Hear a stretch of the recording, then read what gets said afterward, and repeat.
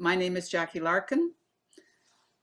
I will be moderating this session with us today. I live and work on the unceded traditional territory of the Shianu peoples in the community known as Machosen. I'm grateful for the millennia of care by Indigenous peoples for these lands and waters. And as a settler, I recognize Indigenous rights and title, and I take responsibility for acting towards dismantling colonialism in my personal life and in the communities in which I work. I'm also one of the organizers for Elders for Ancient Trees, which is a settler elders group which was formed through the Fairy Creek experience last year. And we continue to organize, to advocate for ancient forests, to build relationships of solidarity with Indigenous land defenders and other protectors of the forest. So I want to start by really expressing my appreciation to you for showing up, for so many of you showing up, and for all of your commitment to the ancient forests, for all of the ways in which you've stepped up by talking or writing or walking or protesting, lobbying, donating, persisting, sometimes being arrested, learning more, sometimes celebrating, and if you're anything like me, sometimes crying about what's happening. So just for a moment, let us rest in the knowing of why we are here. And I invite you to bring to mind your own experience with old growth forests as I share these brief words. Maybe a moment when you've stood in these forests. These old growth forests that are magnificent and quintessential expressions of Earth's creativity and resilience, evolving over thousands of years as nurseries and homes to an immense diversity of species. Fungi, lichen, plants, animals, insects, soils, bacteria. Many at-risk species find shelter here. And these forests, they weather many changes. They're constantly renewing complex, interconnected, and life-sustaining relationships. They harbor life forms that have healing properties. These forests, gathering, filtering, storing, and releasing waters that sustain multitudes of beings. Storing carbon, breaking down air pollution, cooling the world. And these ancient forests, the historical and cultural ground of Indigenous identity, the homes of land-based peoples. These ancient homes, places of unspeakable beauty and spiritual inspiration, offering to us humans belonging, offering kinship. Most of us are only just getting to know these forests as the last stands are threatened and are falling to the juggernaut of colonial extractive logging. So in knowing this, we have a big responsibility to the ancient forest and to all life forms and to future generations of all species. And I imagine that this feeling of responsibility and your love for the ancients is why you're here today. So now let me focus on the intent for this session, which is to separate fact from fiction. This is very tough terrain. I wince when I consider what I ask our two panelists to tackle head on.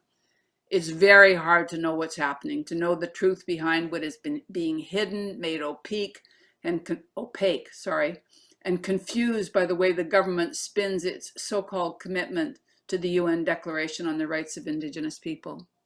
So today we're going to focus on getting a hand on what is happening, to get a handle on the facts, so that we can understand as best we can. And then so that we're armed for the kind of conversations that we need to have in our communities and with decision makers. This session, as you know, is being recorded because you're going to hear a lot of data and you'll be able to listen again. So don't get overwhelmed by too much information if you're finding that happening. This is not a strategy discussion.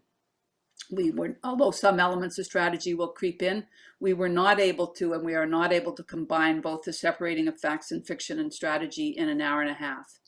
So the way our time's going to unfold is we're in the introductions right now, a little bit more on that, and then our two panelists, Torrance Cost and Jens Whiting, who I'll introduce in a minute, will speak for about 15 minutes each. The question period will start at about just a few minutes after 6 o'clock and go on for about 35 minutes. We've tried to make it a long question period because we're more interested in your questions than us trying to figure out what your questions might be. And then we'll do a short closing period.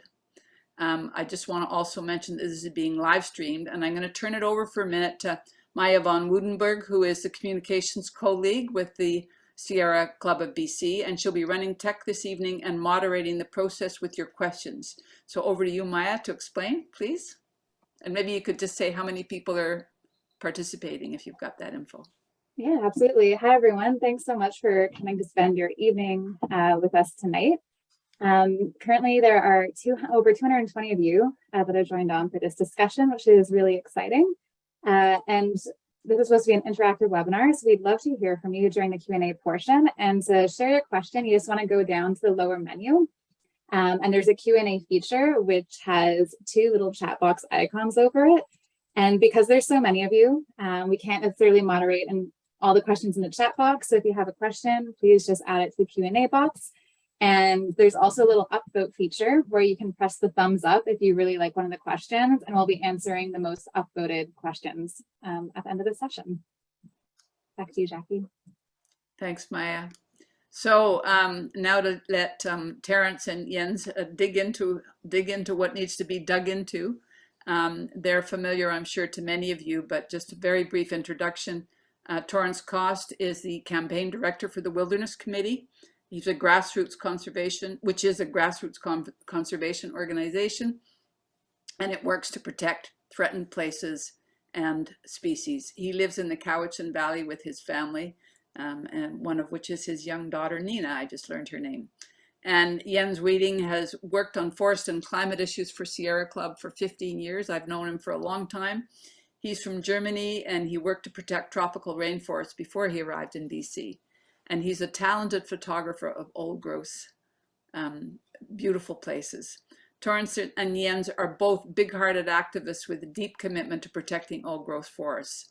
I'm filled with gratitude for your work, and I'd ask you to join me in welcoming them. And I'm going to turn it over to you, Torrance. Thank you. Great, thanks so much. Thanks to all of you for being here. As Jackie mentioned, I work full-time on the issue of old growth forest and forestry reform in BC. And anytime I can be part of a conversation with this many people who are also interested and passionate and care about this too, I really enjoy it. So thanks to all of you for being here. I want to acknowledge that I live on Cowichan territory, and I'm calling in today from the unceded Lekwungen territories of the Esquimalt and Songhees nations. And further to that, every tree in what we call BC grows in the territory of a First Nation. And it's critical that solutions for these forests conserve the most important ecosystems, but also protect and uphold and honor Indigenous rights. Solutions have to work for forests, but they also have to be centered around the return of land and the return of authority to Indigenous peoples. And it's critical that we keep that front of mind and center of heart as we move through this conversation. So as Jackie mentioned, I'm Torrance. For those of you I don't know, it's great to see so many familiar names I scrolled through the participants a minute ago. And for those that don't know me, I work at the Wilderness Committee, which is a 40-year-old grassroots environmental organization, and I lead our work on old growth. My goal this evening is to provide some clarity on how much old growth is left, how much is threatened, and to clear up some of the confusion around deferrals, something that maybe we've all heard lots about, but are a little unclear on what's happening and what isn't. So I'll dive right into that. I'll try and keep it interesting and engaging and wrap up in 15 minutes. As the debate over old growth forests has worn on, government and industry have argued that there's plenty of old growth left. They've argued there's a lot of it's protected and we'll never cut it all. Everything's all good is essentially the message, especially from the logging companies. The provincial government defines old growth forests as those that are 250 years old or older on the coast and 140 years old or older in the interior. And there are millions of hectares of this, over 10 million hectares. So what does this mean? The vast area that we call BC is 60% covered by forests. 40% is mountains, rock, snow, and ice. There's some wetlands, there's a little bit of desert, but 60%, the majority, is covered in forests. And a little over 1/5 of those forests are old growth by the provincial government's definition. So even if we just take this big number, 1/5, that still means that 4/5 or 80% of the forest in BC is not old growth. The overwhelming majority is younger forests with some level of disturbance. So to get a sense of what that looks like on a map, my next slide here shows a map done by the organization Conservation North out of Prince George. And this map shows disturbed areas in red and intact areas, intact forests in old growth forests in green. So you can see a few things. You can see that it's mostly red. And you can see that there's a great deal of regional variance with places like the far north and the north coast, a little bit of the north of Haida Gwaii, and a little bit of the Rocky Mountains having more intact old growth than the central interior, the Peace River area in the northeast, and most of Vancouver Island. But the challenge here isn't just quantifying remaining old growth, but qualifying it. The next slide is a zoomed in map on the central coast. And here you can start to see two different shades of green. There's a lighter green and a darker green. This map uses a productivity scale called site index, which is essentially an average tree height scale. But this starts to get at the core of what this debate is all about. And that's that not all old growth is the kind of old growth that we picture when we close our eyes and picture the term old growth forests. These vibrant forests teeming with biodiversity and giant iconic trees. There are not 10 million hectares of this remaining, despite what governments and corporations say.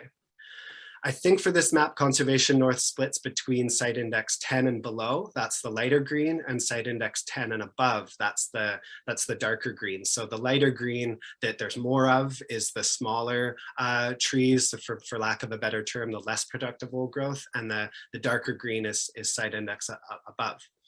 Other studies look at just the highest level site index, so just the forest with the absolute biggest trees. And when you take the top category of site index, that only makes up about 3% of the total remaining old growth, or 1% of the total remaining forest area.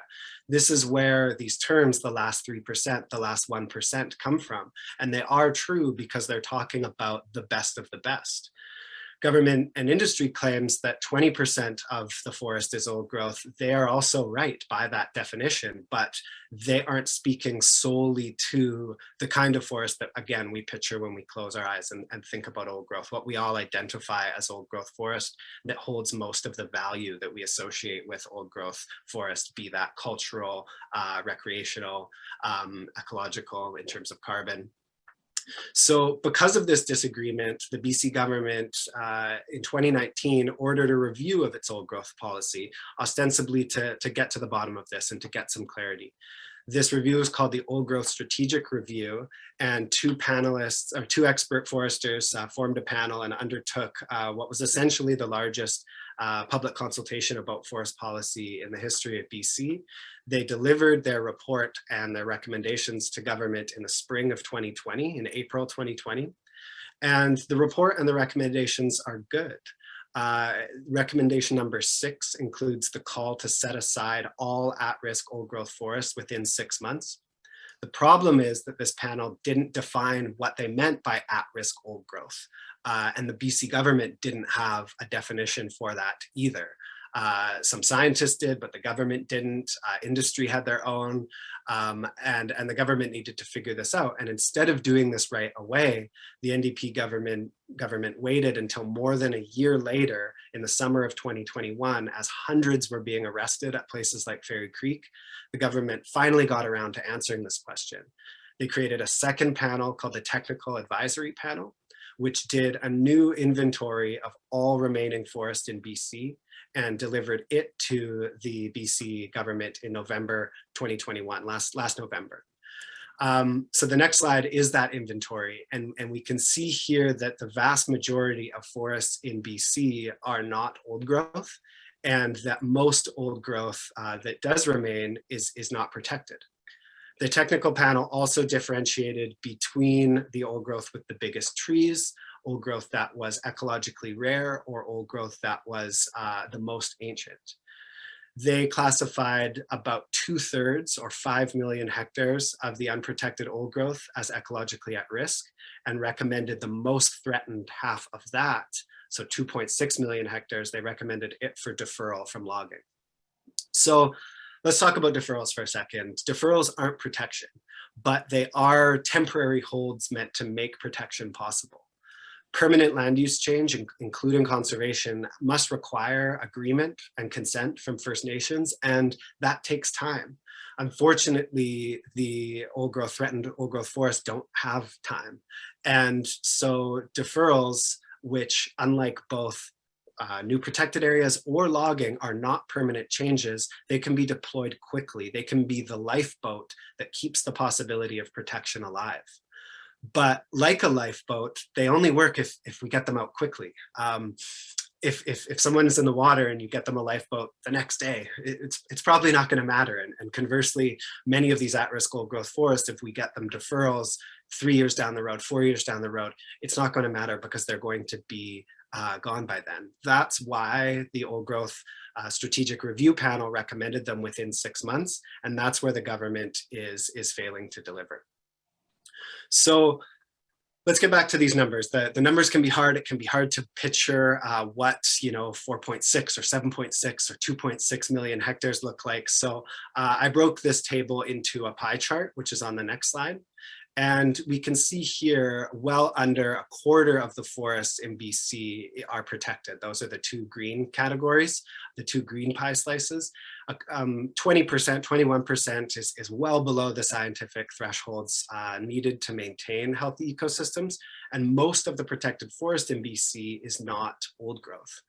As I mentioned before, of the unprotected old growth, which is only 13.5% of all forest in BC, about 2/3 of that is ecologically at risk. So you can see that red pie slice is delineated, and sort of 2/3 of it are considered at risk. And half of that is that 2.6 million hectares, which is the government's, the technical panel's recommendation and the government's target for deferrals. In April of this year, the government announced that it had finalized deferrals on just over 1 million hectares of this target, meaning there's a little over 1.5 million hectares of this area that isn't yet deferred. Combined with the unprotected old growth that isn't targeted for deferral, this makes about 6.5 million hectares of old growth, or almost 60% of all remaining old growth forest is still open to logging, and most of that is considered ecologically at risk. To me, the most striking part of this pie isn't about the old growth at all. It's that biggest section, that kind of pale yellow pie slice. Logging companies have thrown tantrums about these deferrals and the mere suggestion that some old growth needs to be protected. But even if all of it was set aside, which isn't what the government said it is doing, industry would still have access to 65% of the forest in BC. Logging companies say their industry is sustainable, and yet they say if they couldn't log old growth, they wouldn't survive. Only one of those two things can be true. Either an industry can make do with 2/3 of the forest, or it's unsustainable. That's it. Those are the only two options. So if you take one thing away from these numbers, it should be that old growth logging is still happening. It's still happening quickly. And despite the NDP's claims and promises that they're doing anything different, logging is being planned and executed in the 5 million hectares of at-risk old growth. So that best 8.9% on this pie chart, both in the part that isn't targeted for deferral and the part that is. Because of the lag time in the mapping data, tens of thousands of hectares of old growth in the 2.6 million hectares was either logged or approved for logging, both before the government announced the targets. So literally as the government was talking about what old growth was at risk, some of it was being cut down, and logging is still being planned within these areas even today. The government has said that 1 million of the 2.6 million has been deferred. They won't say where, which means holding them to account and scrutinizing this is virtually impossible. We know that about half of it falls within the operating area of BC Timber Sales, which is a government agency that controls about 20% of all logging. But for the rest, we just don't know. And that's a real problem in terms of transparency. So to sum up my section here, most old growth, including much of the most threatened old growth forest, remains without protection, with temporary deferrals only in some of the areas promised, and these deferrals have not been made publicly available for the most part. We'll hear more about what the government is and isn't doing from my colleague Jens. I look forward to discussing some of this and answering some of your questions a little later. Thank you so much, and back over to you, Jackie. Thank you, Torrance. That was a lot to absorb. So I myself am glad that this is being recorded because I want to go back on it too. But thank you for the way that you actually focus down with such precision in the areas where we need to get more clarity, and also to have it hit us as hard as it does about how much is not protected. So we're now over to Jens from the Sierra Club of BC. I already introduced you, Jens, so go ahead. Thank you so much, Jackie, for your warm welcome, and thank you so much to everyone who is joining on this evening, and really appreciate that you have not given up, and we really have to get going on this. It shouldn't be so difficult. There's so many reasons why we have to make progress faster, but unfortunately it isn't that easy and really needs a lot of persistence. And thanks, Maya, and thanks, Torrance, for getting us to this point. I'm going to start sharing my screen. So for part 2, and this is a reminder what was promised. We will protect old growth forests. The fall 2020 election ad of the BC NDP. And the question is when? Because looking at all those deferrals, the big question is when will we actually see additional permanent protection?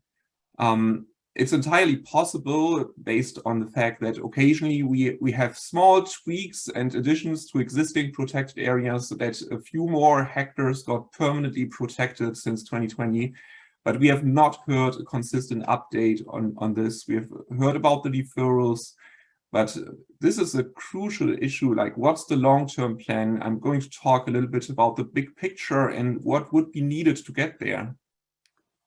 So this is a very quick overview, a few points I'm going to talk about, a reminder about all 14 recommendations and why this is not only about the fate of at-risk old growth. An important resource, our NGO report card looking at 5 key issues, the double standard. We already heard a little bit about this, but I'm going to use a few quotes to illustrate just how big this problem is. A reminder about where people stand in BC on the issue, the overwhelming support for protecting old growth, how continued old growth logging is not sustainable and not a solution to keep the industry going. The key issue of what's the path to permanent conservation? What are the steps the BC government will take to enable that? And also to ensure that implementation of these promises is part of climate action and the need to prepare for more climate impacts. And an outlook looking at September 2020 and the anniversary coming up. So again, the recommendations are not only about old growth. We don't have time to go into details, but a reminder, we have 14 recommendations. They are highly organized about conditions for change, the immediate responses, what's needed to improve management overall and have a transition. And it's really important to keep in mind, it's about a paradigm shift, getting away from the focus on timber towards ensuring biodiversity can thrive and having ecological integrity. And really want to highlight recommendation 2, which is probably one of the most important ones, to declare conservation of ecosystem health and biodiversity of BC's forest as an overarching priority and enact legislation that legally establishes this priority for all sectors. We have now a new ministry for lands, waters, and resource stewardship, and there's a lot of talk about taking action for biodiversity, but we really have to hold government accountable to this promise, and it's about legislation. So this is an important one that we have to keep in mind as we keep engaging and keeping the pressure up. Another illustration from the panel report, I believe this is on page 67, and only using this as a reminder that this was presented as a 3-year framework, very organized, what has to happen in the first 6 months, 6 to 12 months, and so on. And we see a significant erosion of commitment, despite the fact that the Premier promised that he would implement all of it in totality, working with indigenous governments. And yet here we are getting close to 2 years, and we are not seeing this framework reflected in provincial governments' commitments in terms of milestones.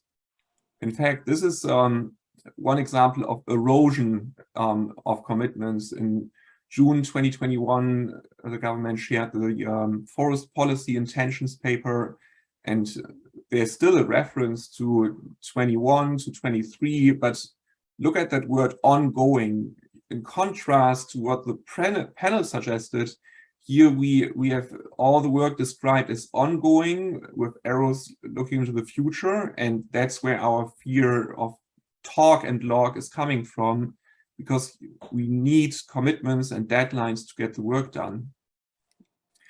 Our report card, this is primarily a reminder for you to use this if you have an opportunity to go into meetings with government. We looked at 5 key issues. Obviously, deferrals is one of them. The funding, not only for short-term impacts and capacity, but for long-term solutions. Similar like in the Great Bear Rainforest, where we all have lessons learned that we need conservation financing for long-term solutions to give communities and nations trust that this can actually happen. Changing course and make biodiversity a priority. This simply means that government has to stop issuing cut permits when in doubt, to move to a precautionary approach, to avoid having more cut permits locked in, making it more expensive in the future, to reverse some of these harmful decisions. The 3-year work plan with milestone dates and transparency on communication, we have seen some progress, and Torrance covered the importance of the technical advisory panel's work, but we are still struggling with some of the communication. We clearly need more progress updates, a lot more detail on what is happening on the ground. The double standards. So I want to lead in with a quote from Union of BC Indian Chiefs media release, where Cal Sealam, a chairperson of the Squamish Nation, stated, "To be effective, old growth deferrals must be immediate, well-funded, and transparently communicated to nations." The BC NDP are giving a terrible choice by only offering consent for temporary deferrals, but not requiring consent for logging. Deferrals are needed now to provide the opportunity for long-term planning. And there are a lot more similar statements from Grand Chief Stuart Phillip and other leaders calling for the deferrals with short-term funding to address the impacts, to allow more time for long-term solutions. In contrast, we have this quote, which really upset me. I included the link if you want to read the full story. Just a few weeks ago, very important coverage looking at how conflicted some nations are with shared territories. One nation may already be committed to deferring logging. Other nations might find this more difficult. And in the interview asked about what can be done to make it easier for nations to come in agreement, Minister Conroy stated, "We have had a number of people say to us, well, why didn't you just pay the nations?" And the quotes clearly related to the suggestion to offer more financial support to enable deferrals. And she said, you know, it's quite colonialist. That's upsetting. It's a double standard, because 1 month earlier in April, the BC government celebrated that more revenue would go to nations from logging, which is good, but it must come simultaneously with additional support for deferrals to give a true choice, so that it's not forced on nations to go along with the current paradigm shift. She also recently said that I think most of us in the province are somewhere in the middle of that topic. Wrong. We have polling results from 3 years. We have polling results from, sorry, I didn't mute my phone earlier. From 2019-21, and now I understand Save Old Growth also released polling results showing that we have consistently between 85 to higher than 90 support, credible polling showing support for old growth protection. We don't have a lot of time to go into this, but I really want to recommend this article, April 22 in the IE, Ben Parfit, again, stellar work, looking at what's really happening, the key issues that are responsible for the decline in the workforce in the forestry industry, the fact that we had unsustainable logging rates for too long, that we still have raw log exports undermining the ability of creating more jobs per tree cut, and the combination now with decades of unsustainable logging leading to degraded forest landscapes, and now combined with climate impacts as well. And I included one quote here about how this downfall lies solely with the government's decision to suggest that responsibility for the downfall lies solely with the government's decision to defer logging of some old growth forests pending negotiation is a gross mischaracterization. Logging rates have fallen 25% in 15 years. In 3 more years, they will be barely half of what they were in 2007.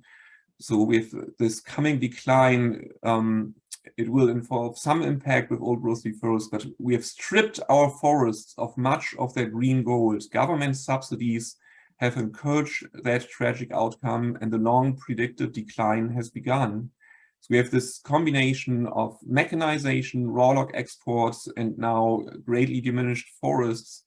And we really have to get away from undermining the remaining opportunity for a diverse economy, the remaining opportunity for social justice, the remaining opportunity to keep some carbon stored in forests and reducing climate impacts. And we simply can't continue on the current path. It would completely undermine all of the economy in BC, all of the jobs in BC. And we have seen this with the climate impacts in the fall.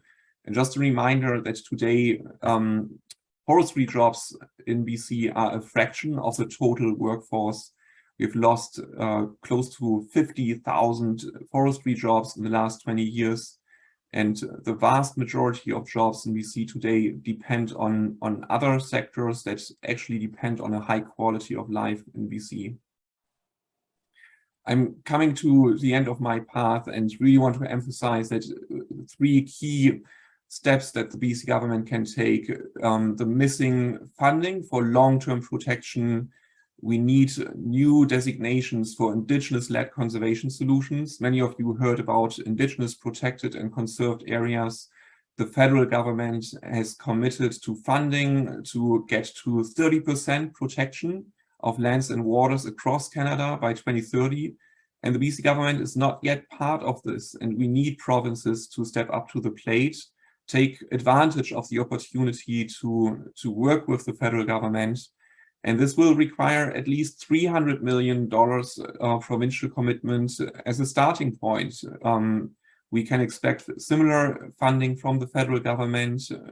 Hopefully there will be progress soon. There's a lot of talk about a nature agreement with the federal government coming, but we have not seen the leadership matching this opportunity. And this would give nations and communities some level of confidence that they will be supported through the transition.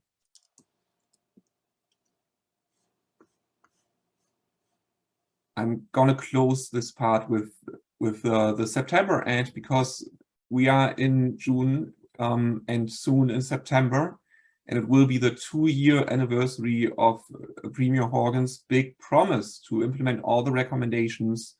We are looking at a 3-year framework. That means that 1 year left, and we have to keep the pressure up. So we will have a Q&A in a moment, but one important ask: please follow us on social media. Make sure that you receive all the information from all our channels, including emails. We will prepare a number of steps, invitations, how you can continue with us in this fight, and make sure that you are not missing out on any opportunities. And thanks for listening, and we are looking forward to our discussions. Thanks so much, Jens. Lots in yours too. And we have a ton of questions. So we're going to move into the question period.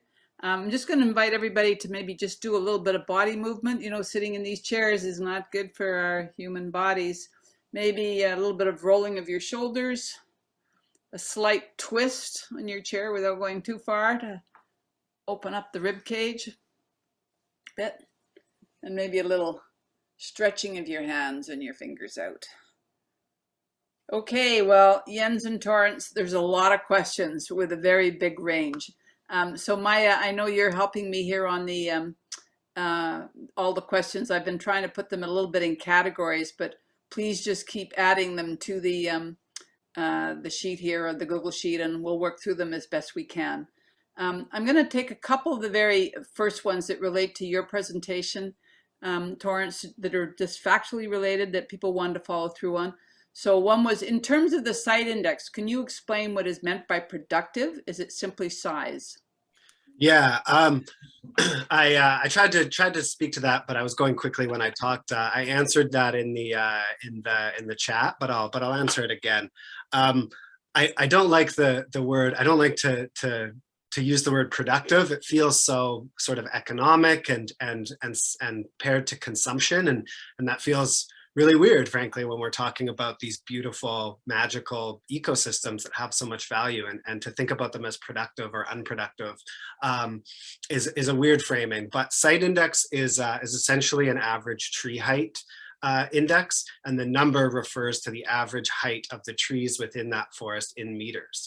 So if a forest has a site index of 10, the average height of the tree in that forest is 10 meters.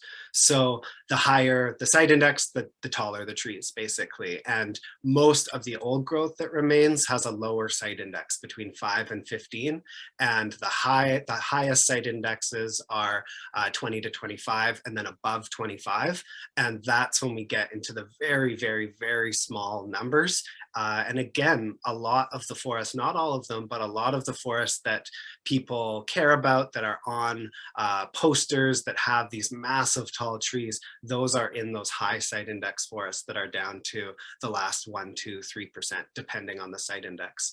The site index is a decent overview, but it's not perfect. There are lots of amazing special forests that have smaller trees, right? A forest, an old growth forest growing on a north-facing slope of a mountain in Tall Tan territory in northern BC is going to have a much smaller site index because of its elevation and its latitude, other factors like soil quality. And so the technical advisory panel that informed the government's new methodology, and at least the inventory that they're using, if not the deferral recommendations, they use site index, but they also use those other factors. They looked at the scarcity of forest types. So it's a much more comprehensive overview.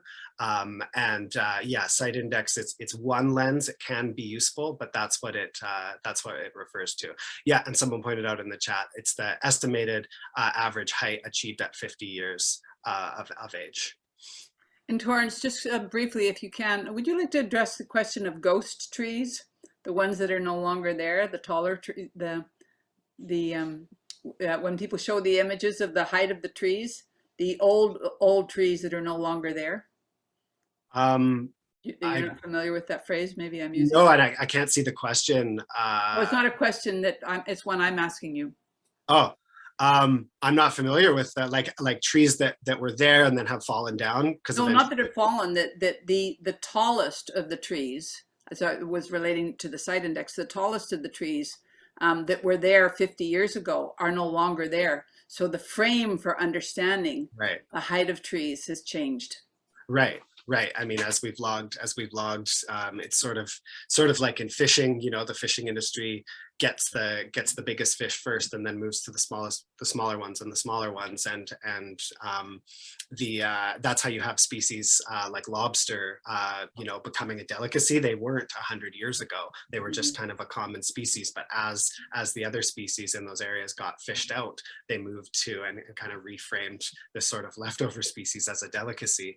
And you know, similar. I think that's the phenomenon you're referring to. I hadn't heard the ghost tree specific, but you know, that is very haunting and therefore apt on this discussion. Okay, sorry to put you on the spot on that. Okay, another question that related to yours was, does there actually exist a readable map or an up-to-date report that shows where the deferrals have been agreed to by First Nations? If so, please share it everywhere. Well, I can speak to this briefly. So we have not seen more detailed information other than the high-level update that the BC government offered on April 1st, when they shared that at this point the area deferred, looking at the 2.6, is now just over 1 million hectares. And the reason they've given is that they explained it's impossible to share more detail because that would get them into conflict with the nations who are still working on it, maybe that are not in the same place. So there's a solution. At least there's a significant step that the BC government should take, is offer way more detail in terms of the different types of forest and by region, right? So one way to offer more detailed progress updates would be to share the information for regions like Vancouver Island, or for land use plan regions. I just spent some time in the Caribou-Chilcotin region. So that would be a step into the right direction to understand regional progress, understand progress by ecosystem, and also how much is being logged still. We need more detailed information. I didn't mention this earlier, but we are still looking at an old growth logging rate of 33,000 hectares per year. This was another piece of information included in the April 1st update from the BC government. This number was given for 2020, but we need more detailed information. Transparency and accountability would mean that we have this information for every region of the province, and a breakdown for the different types of forest. Jens, you just talked about how many hectares are being logged each year, and there's a question that you may or may not be able to answer that relates to that. I've always wondered approximately how many trees are cut down per year. How many old growth? How many of them are old growth? Has anyone figured this out? Well, that would be very difficult because of the fact that they are so different. So what we do know is that the so-called high productivity old growth forest has a small number of huge trees, and then some of younger age and smaller size, but there would be a vast difference. And one interesting fun fact is that a single old growth tree can add more biomass in 1 year than many smaller trees, because they're still at the early stage of their lifetime, right? So if we look at younger stands or forests in higher elevation where trees can never grow very big, we might have a bigger number of trees per hectare, but they could still be in smaller numbers looking at the biomass. Mhm. So what really matters here is to have a consistent approach to, like the one that the technical advisory panel delivered, and really highlight the high productivity forests that are now so highly endangered, and ecosystems that only have a small percentage left, and particularly old or ancient ecosystems as a starting point. Right. Thanks on that. Okay, so I'm now going to some of the questions you've given your little votes for. So I'm going to add the most popular questions, moving through some of those. A number of them do have to do with First Nations. So I'll take this one over to you, Torrance, so we'll go back and forth. What about the First Nations who want to log the old growth in their territories? Yeah, absolutely.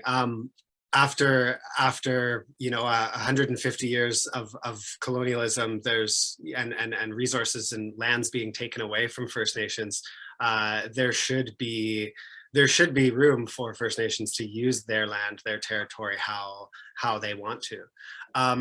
However, part of grappling with that legacy of colonialism that's ongoing is being honest with it, and being realistic about the fact that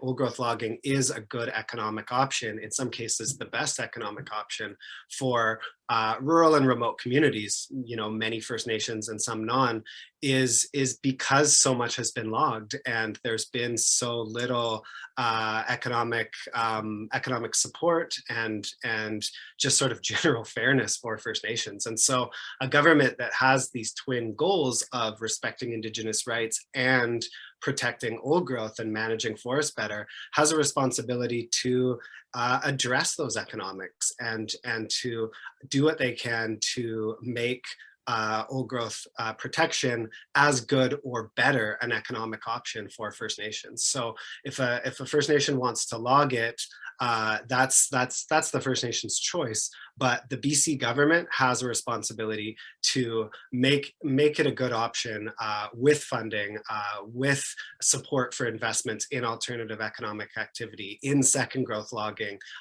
in wood processing and milling. There's some great questions in the Q&A about mill capacity, and most of the investment, most of the jobs in forestry aren't in the forest, they're in mills. And so how can communities be a bigger part of processing second and third growth forests so that the old growth forest can be left alone? So again, there are nations that are mulling the deferrals, many that are opting for continued old growth logging, but that's because of the way the government has framed it. The government has said old growth logging, communities get money, and no old growth logging or deferrals, they don't. And they have to balance those scales. Otherwise, we're not acknowledging what's happened on this coast and in this province for the last 150 years. I hope that answers the question a little bit. Yeah, there's probably more to that. Jens, do you want to add anything on that one? Only circling back a little bit on the funding issue, maybe. So we have commitments. About $12.7 million were offered to help First Nations to increase their capacity to look at the deferral maps and maybe do some work on understanding the impacts. And then we had, in the February budget, $185 million to address impacts of the deferrals.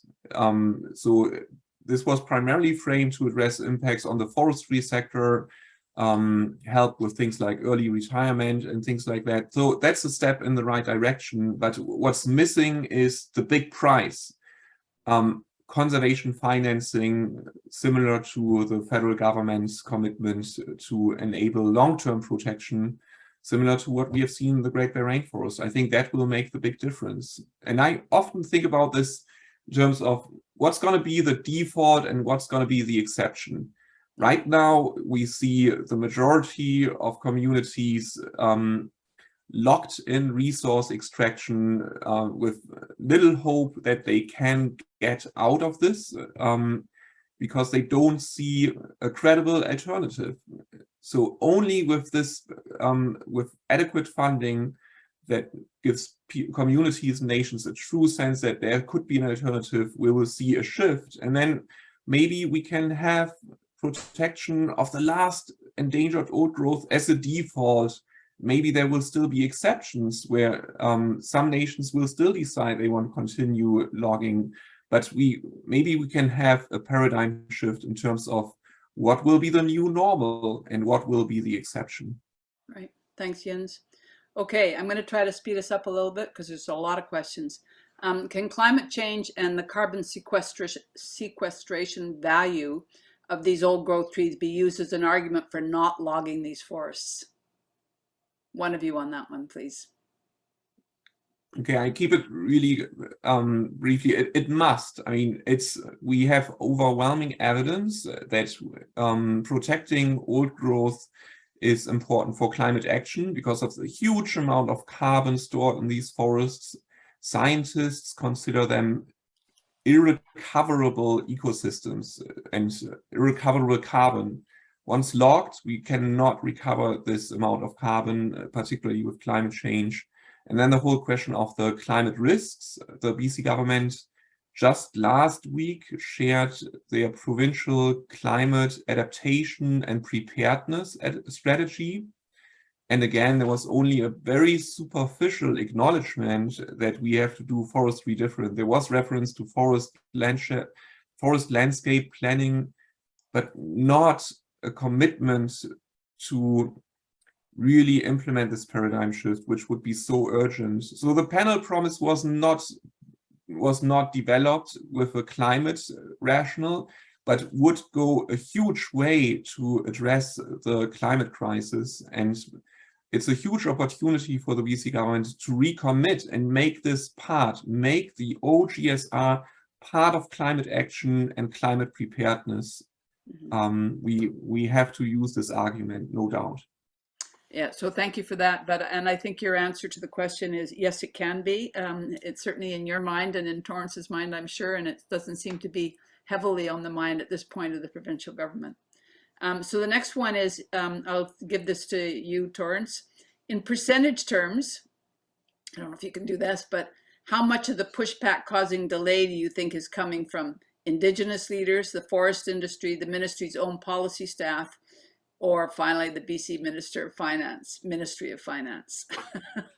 Yeah, I mean, I won't give breakdowns for exact percentages like I did for remaining forest and remaining old growth, but I would say, you know, predominantly from the forest industry and from the BC government.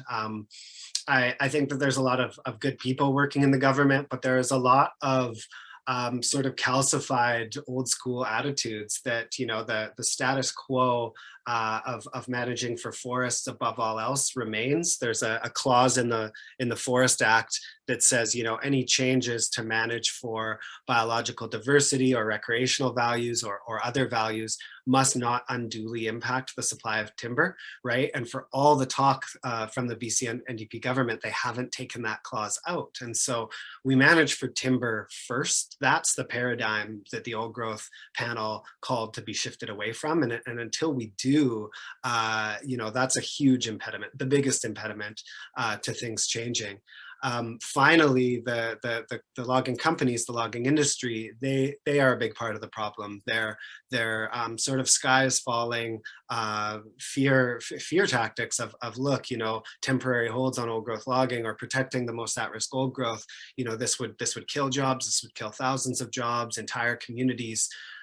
They leave out the fact that communities are in trouble for the same reason that caribou herds are, or that the amount of monumental red cedars is lower and lower. It's because we've cut too much too fast for too long. There's not enough forests out there to sustain the industry at its former size.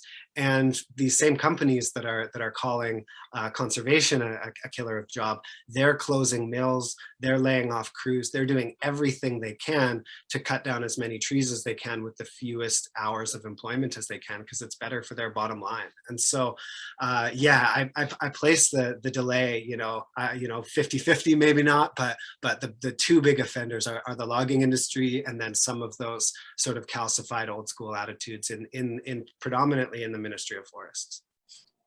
And I'm just, leaning slightly out of my moderator role here to say that I'm sure that it also has something to do with the strength of the sort of environmentalist wing in the NDP, which is not the strongest wing within the party. So that affects how they relate to government ministries.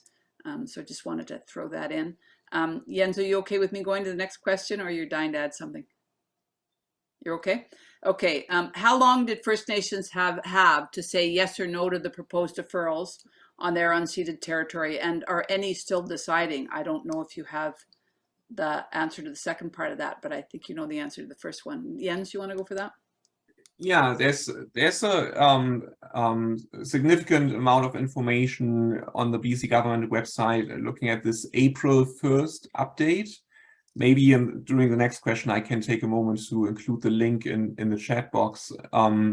So when they shared the proposed deferral maps in November, they referred to 30 days, but they added a few words to make it clear that, or longer if needed.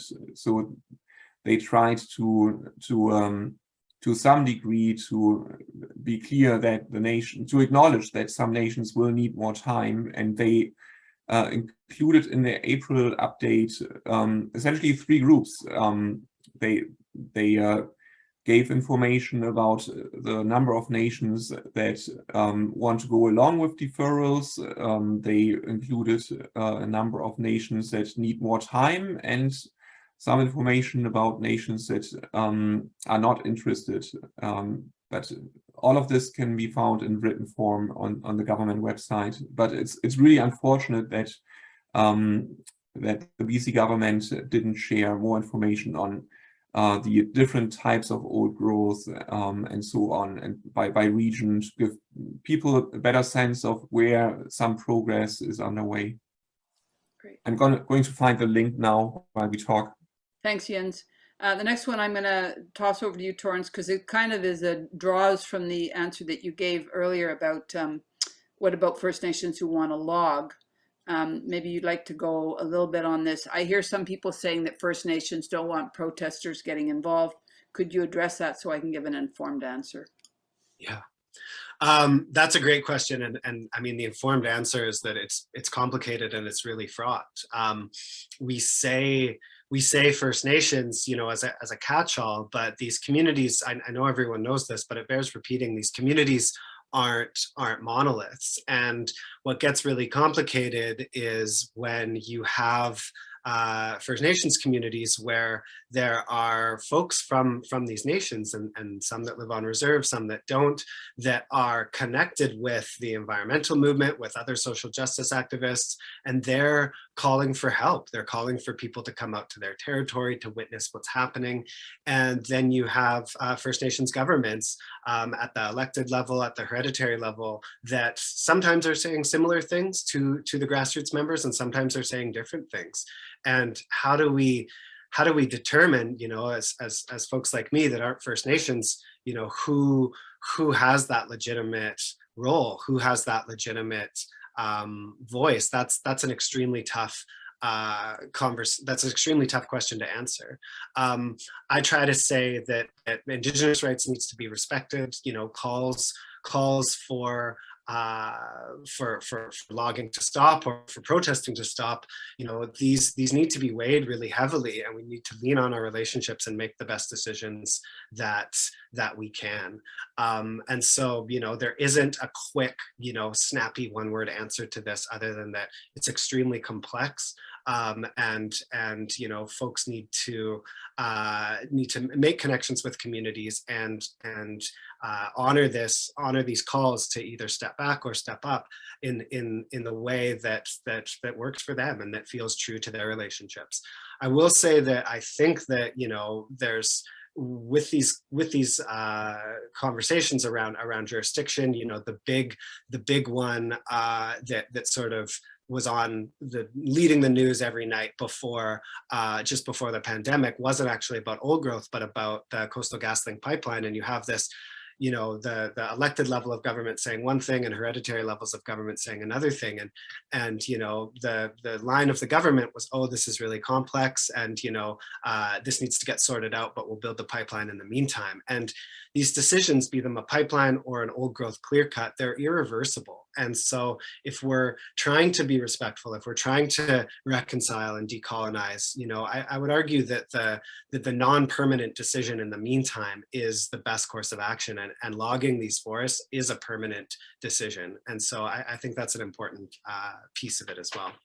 Mm-hmm. And certainly a very important message to be saying when you're talking to politicians. Jens, do you want to add anything to that? Nope. Okay. Next one, in terms of old growth policies, what are other countries doing to protect their old growth, and are they more successful compared to Canada? So I think you might have a couple of interesting examples to give. Jens, you want to take that first? Well, I would start by pointing out that this ambitious coalition of countries that are seeking to increase protection of lands and waters to 30% by 2030 is now more than 30 countries, and that's really it really has momentum, and it's exciting because there's strong acknowledgement that indigenous peoples have stewards of these ecosystems, have been stewards for these ecosystems for time immemorial, and are a key reason why some of their territories still have the biodiversity like for such a long time. So there's a strong trend to modern solutions to allow for protection of these ecosystems in a way that addresses indigenous rights, and it's very positive that the Canadian government is part of this, and we see as the only NDP government in this country, only provincial NDP government in this country, to be part of this and being a leader. Not to mention the unique ecological values in BC. And there are many other countries that are conservation leaders. Maybe Torrance has a few examples on old growth, but we have seen the Biden administration making new commitments to protect old growth. And I know that at least parts of Australia have made significant progress. New Zealand has made significant steps to protect old growth. And we have a huge opportunity because in BC, 1 million hectares is about 1% of the province. So if we can be leaders, if we can help to find solutions to protect for example, 5 million hectares of currently unprotected at-risk old growth, that would get us another 5% closer to the 30 by 30 commitment. And it would be a gift to the world because we really have a unique responsibility in this part of the world with old growth forests that don't exist in other countries. And we are about 5 million people in this province, but it's a huge province. And to give you an example, Costa Rica has 25% protection of their country, and it's about a quarter in size compared to BC. BC is 4 times bigger than Costa Rica, but for some reason, our government is really cautious about making commitments to protect more than 15%. Mm-hmm. Why should we not be more courageous and leading the world, and show at least the same leadership like a country like Costa Rica? Thanks, Jens. Torrance, do you have any other specific examples? And Jens, maybe you could share a link to that network that you talked about, if people want to pursue. No, I don't have any off the top of my head, other than that, you know, there are jurisdictions, you know, that ironically we often refer to as poor countries or third world countries. I think Belize and Tanzania are quite high in terms of percentage of their land base that's protected. I don't have the percentages memorized, but Yeah. BC is far behind other jurisdictions in terms of amounts of land, and especially amounts of forest protected. Well, appreciations to the questioner for bringing us to a global frame on this. So the next one is, can the scientific findings of Suzanne Simard regarding the importance of mycorrhizal fungi in the transfer of water and nutrients between mother trees and younger trees and different tree species require new means and methods of logging versus the 100-year-old destructive clearing methodology? So I think this is a bit of a frame around the paradigm shift around logging, period. So Torrance, you can take that, and Jens can. Yeah, I mean, if you ask Suzanne, I don't know how hopeful she would be. You know, she started her career in the forest industry, and when she started to bring these findings, you know, and this way of looking at the forest to the companies that she worked with, there wasn't a huge appetite for that. It was look, you know, we need to maximize the cut and look at maximizing harvest volumes, and that's why her career has spun into academia and sort of popular science on this. You know, I think that her work is so important. Her book is fantastic. If you haven't read it, I recommend it. But there are, you know, there's other scientists, and then most importantly, there's traditional knowledge holders from the nations that have been speaking to these other values of these forests for a long time. I know that BC has the highest compared to other provinces. It has the highest number of ecosystem types, so diverse types of forest and other ecosystems, and by almost the same margin, it has the highest number of indigenous languages, right? And so, you know, the connection between land and culture is so key. You know, you need different words to describe different things if those things didn't occur, you know, in the next territory over or a couple valleys over.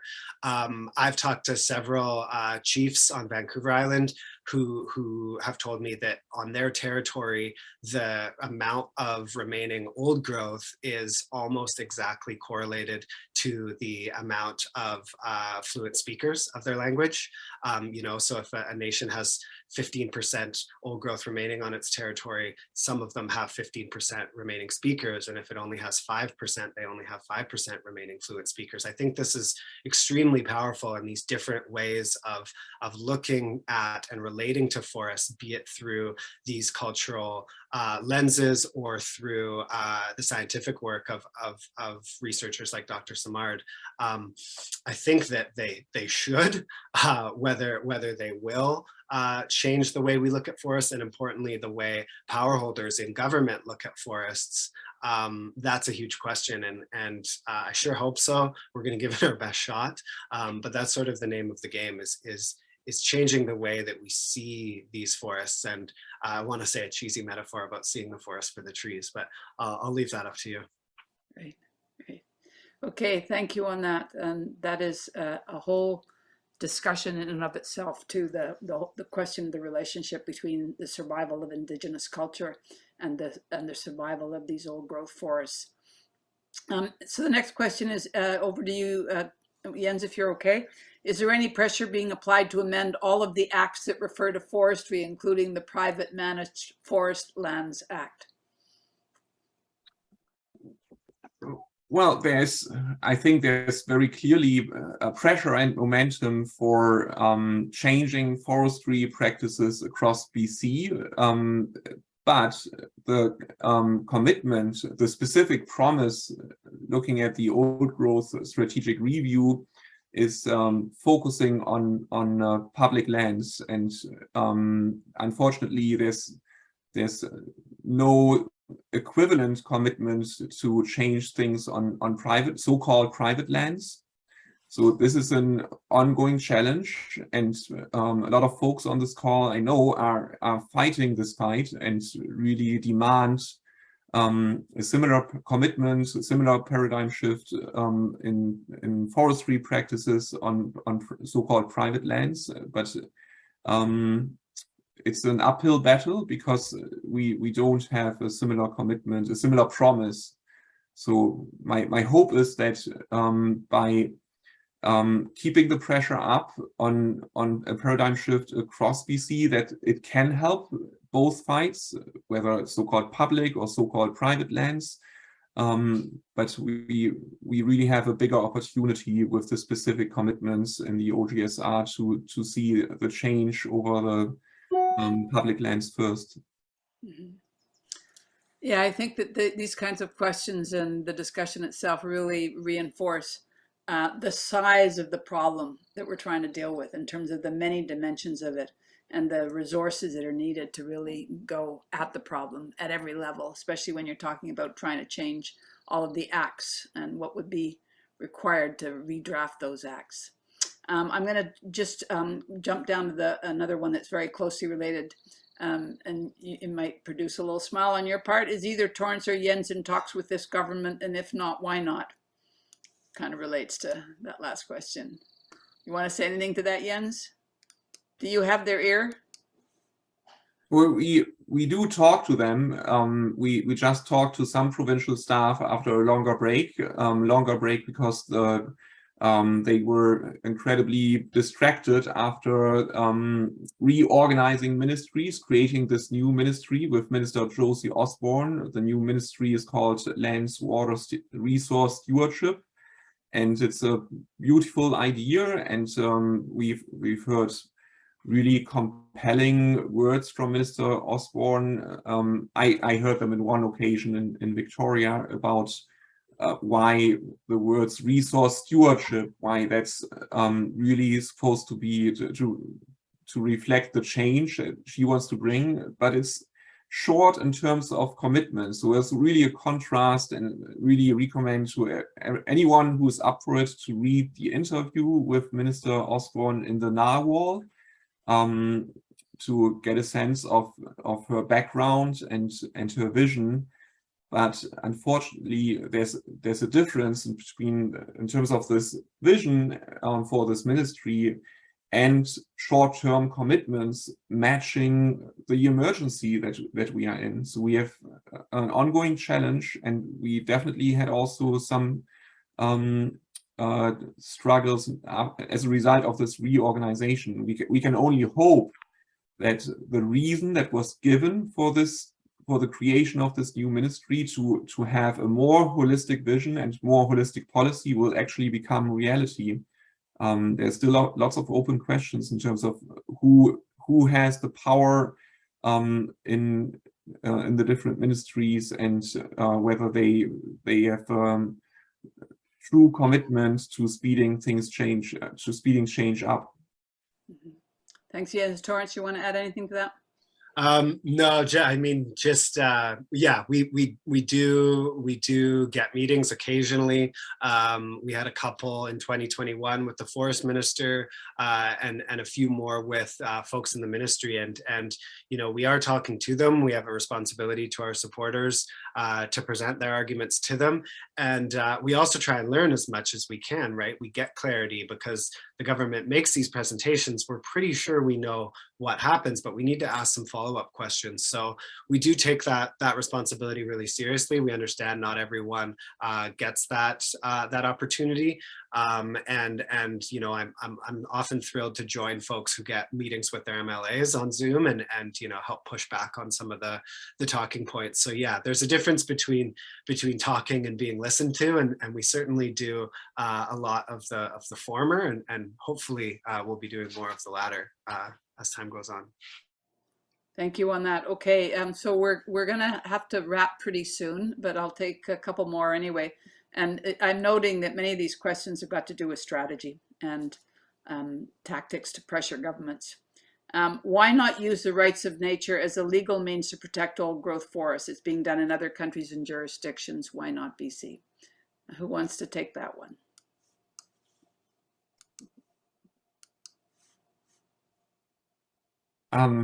I can try. I'm afraid it will be a little bit of a superficial answer. There are efforts underway. Some organizations have worked on these issues, but not Sierra Club BC. And most of these issues are, that's my understanding, focusing on the federal level, federal government. I think it's an important strategy, but getting back to the bigger strategic picture, we all have different roles to play. So I'm sure that there are organizations like David Suzuki Foundation that have done work on these issues that have more to say about this specific strategy. We working with Wilderness Committee, Ancient Forest Alliance, and others, one strategy we are pursuing is holding government accountable to their promises. So we will all have to watch out for different opportunities and strategies, and it's really dependent on what we can do individually, or in our case, as staff of environmental organizations. So not sure if you want to add something, Torrance. I'm afraid I don't have any specific observations on this. No, neither do I, other than that, I think it's great. I think that, there are some groups doing some great work on that. We have a mandate from our members at Wilderness Committee to push via other avenues, but I think rights of nature campaigns are really, really important part of the mix as well. Okay, I'm going to this. I'm just checking with you, Maya. Was this question about the percentage of log exports as shipped out as raw logs? Was that one of the ones that people wanted answered higher on the list? Yeah, it was one of the upvoted ones. Okay, is that the last one? I think the one that of those that got voted for. What percentage of log exports are shipped out as raw logs, and why are not more of them processed into high-value wood products within BC? This is a long, old question. Not to say that it's not important, it is, but it's been asked for decades in my history of this province. So go ahead, Torrance. Yeah, I'll take a stab at this one. The exact percentage is tough because there's so much regional variance. It varies year by year based on, if the total cut goes up, it goes, and the raw log exports don't go up, it goes down. Or if the total cut goes up, that can. But I think I know it's a fairly small percentage of the total annual allowable cut across the province, but in some areas, some parts of the coast specifically, where there's vast swaths of forest and not that many towns or settlements, I know it can be a really high percentage, right? Above 50% in some forest districts, I believe. The number is in the millions of cubic meters. A cubic meter is roughly a city telephone pole, and it has been as high as 5 or 6 million cubic meters. So that's hundreds of thousands of logging trucks. And the reason this is so significant is because, again, this is where the majority of the jobs come from. More than 70% of all old growth or of all forest, more than 70% of all jobs in the forest industry come in production. They come in the mills. And so when raw logs are exported, the loggers are still working in the woods, the truck drivers are still working, but most of the people that would be handling that log and turning it into things aren't, because those mills are gone, right? And that's where we're seeing most of the job loss. And we've seen that job loss correspond to raw log exports. So yeah, I saw someone drop a Ben Parfit link in the, he's probably the best researcher on this. I should have the exact, the average annual percentage memorized. I don't, I'm sorry for that. But I can look it up and try and drop it in the chat. But again, the key piece is that it varies, right? Some areas where there are still mills, lots of the wood would go to that mill. The past government in the early 2000s, they removed a requirement for that said, if you're logging forests in this region, the logs have to go to a mill in that region. They changed that rule so that the companies were free to export their raw logs at wherever they wanted. And I saw someone else sort of ask why, and the answer is just, or maybe that was around old growth, why? And it's money, right? These These are often, globally traded corporations that are trying to compete with other jurisdictions all over the world. And if they can have their wood processed in jurisdictions that have even weaker environmental regulations and weaker labor standards than BC, they will, and then they'll ship those finished products back to us. So again, I think we have to be asking ourselves, what do we want out of forests? Are they for corporations to make as much money as possible, or are they for other values, ecological values, and providing good jobs in BC communities that need them? Okay, folks, there's still a bunch more questions. Many of them are strategy related. I'm going to ask if one of you wants to take up this question, which is, why aren't there any First Nations representatives presenting or speaking on this call, since we keep talking about them? Were they invited? So I don't know if one of the two of you want to respond to that, because that was a conversation we had. So yeah, quickly, I mean, again, I'll pass it over to you, but it's a tough balance, right? We often criticize government and industry for highlighting a sole Indigenous voice, as sort of an authority. I mentioned earlier, these communities aren't monoliths. There is no single First Nations perspective. We didn't want to also sort of pick and choose what voices we wanted to highlight. We have been in touch. I know Jens reached out to the Union of BC Indian Chiefs, who have 1,000,001 things on the go. But essentially, we wanted to focus this on the what's left, what's happened, what hasn't, and keep a focused hour-and-a-half conversation, and highlighting some of those Indigenous voices is we're prioritizing in other events and other webinars and things like that. Jens, did you have anything to add there? No, I would like to echo that we have reached out, and we are regularly in contact with Union of BC Indian Chiefs, have worked together numerous times on joint media releases and things like that. And clearly huge capacity challenges for them, because they are not only dealing with old growth, but with so many other issues. And really trying to find a balance in terms of how often we can ask them whether they can join for a webinar, for example. But yes, it's really a sensitive topic, and we have to be really cautious about how we communicate about this. And one thing we can do is share their voices, where we have for example, statements and quotes from joint media releases or other sources that feel appropriate to share. okay, thank you. Also, I'm sorry, but we do need to bring this to a closure, and there's still a lot of comments and questions. Looking at them all, that we have, because there's so many we haven't covered, it speaks to me that there's a great desire for quite a bit more discussion. Not only about strategy generally, but how to, sorry, I got a dog barking in the background. The dog's very opposed to continued old growth logging. Yeah, the dog is definitely, yeah, he'll stop. He's neurotic, but he only does it very briefly.